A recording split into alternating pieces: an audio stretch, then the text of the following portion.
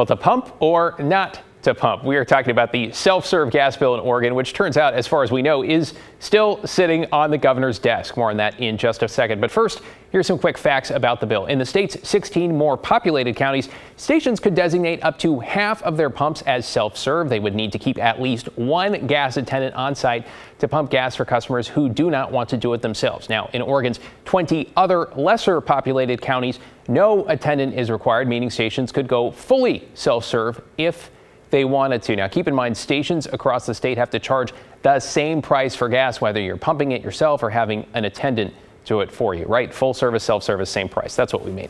And if the governor signs it, it'll have to go into effect immediately thanks to an emergency clause that is written into the bill.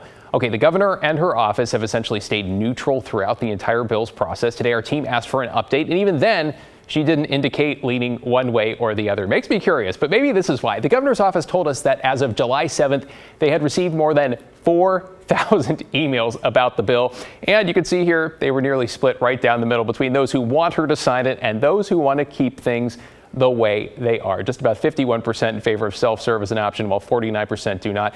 I imagine there have been more emails in the last 10 days. Many of them sounded a lot like the feedback you have given to us as we have updated you about this bill every step of the way.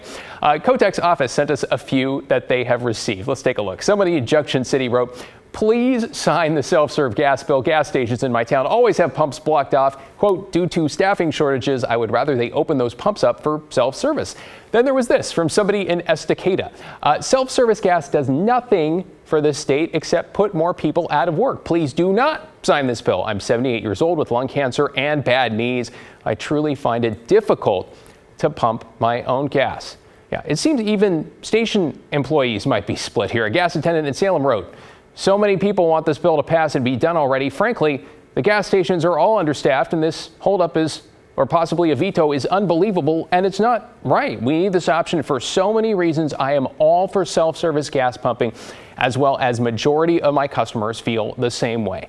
But the governor, of course, got a different opinion from an attendant in one of the state's rural counties, writing, "Obviously, I am concerned for my job, but it will negatively impact the elderly, persons with young children, and the ADA community. It'll cause more overfills, and with less attendance, that will make stations less safe. I've also heard an overwhelming majority of my customers say that they simply do not want to pump their own gas." We've heard that from some of you as well. Okay, so will the governor sign the new bill and make New Jersey, the Garden State, the only state where drivers cannot pump their own gas? Or will she keep the status quo? You know, status quo is something she actively campaigned against ahead of the election last year. Remember that? But sounds like in this case, we're just going to have to keep waiting to get gas in the Beaver State and maybe for her signature.